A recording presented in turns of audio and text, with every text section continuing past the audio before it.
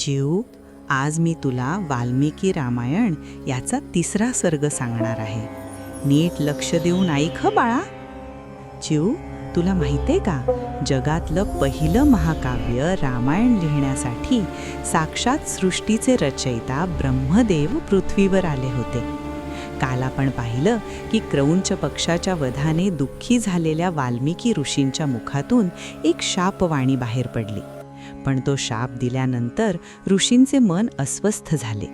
ते विचार करू लागले, अरे, शोकाने व्याकुळ होऊन मी हे काय बोलून गेलो. अशा चिंतेत असतानाच महाज्ञानी वाल्मिकी ऋषी एका निश्चयावर आले. त्यांनी आपला लाडका शिष्य भरद्वाज ह्याला बोलावले आणि सांगितले, वत्सा, माझ्या शोकातून जे काव्य बाहेर पडले आहे ते अतिशय विशेष आहे. यात 4 चरण आहेत आणि प्रत्येक चरणात समान 8 अक्षरे आहेत. हे वचन वीणेच्या लयीवर गायले जाऊ शकते, म्हणूनच ह्याला आता श्लोक असे नाव मिळेल. भरद्वाजाला ही गोष्ट ऐकून अतिशय आनंद झाला. ऋषींनी तमसा नदीत स्नान केले आणि ते आश्रमात परतले. तरीही त्यांचे मन त्याच श्लोकाचा विचार करत होते. इतक्यात तिथे साक्षात चतुर्मुख ब्रह्मदेव प्रगट झाले.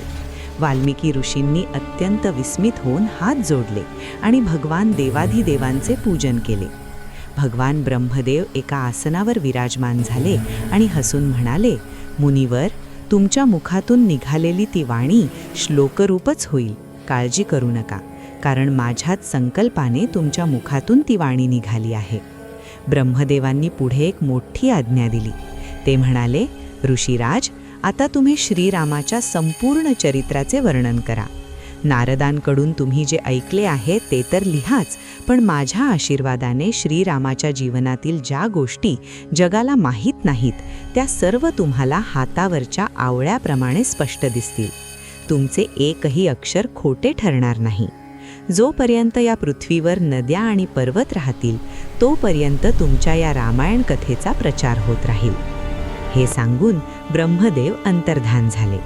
त्यानंतर वाल्मिकी ऋषी कुशाच्या आसनावर बसले आणि त्यांनी ध्यान लावले.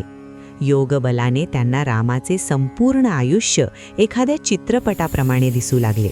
श्रीरामांचा जन्म, विश्वामित्रांसोबतचा प्रवास, सीतेचा विवाह, कैकेयीची दुष्टता, वनवास, रावणाचे कपट, सीतेचा शोध, हनुमानाची भेट, समुद्रावर बांधलेला सेतू आणि रावणाचा वध. ऋषींनी या सर्व घटनांना अतिशय मधुर आणि सुंदर शब्दात गुंफून हजारो श्लोकांचे रामायण महाकाव्य रचले. हे महाकाव्य म्हणजे केवळ कथा नसून ते मानवी जीवनाला धर्म आणि सत्याचा मार्ग दाखवणारा एक दिव्य ठेवा आहे. तर चिऊ, अशा प्रकारे ब्रह्मदेवांच्या आशीर्वादाने आणि वाल्मिकी ऋषींच्या तपश्चर्येने आपल्याला रामायण प्राप्त झाले. पण चिऊ, रामायण तर लिहून पूर्ण झाले, पण ते जगासमोर कसे आले? वाल्मिकी ऋषींना असे कोणते 2 तेजस्वी बालक भेटले ज्यांनी हे रामायण साक्षात प्रभू श्रीरामाच्या अश्वमेध यज्ञात भर सभेमध्ये गाऊन दाखवले? ते 2 बालक कोण होते हे आपण उद्याच्या भागात पाहूया. चिऊला ही गोष्ट नक्की आवडेल. तुम्हाला अशी गोष्ट रोज ऐकायची असेल तर आमचा श्री तंत्रम चॅनल लाईक करा, शेअर करा आणि सबस्क्राईब करा.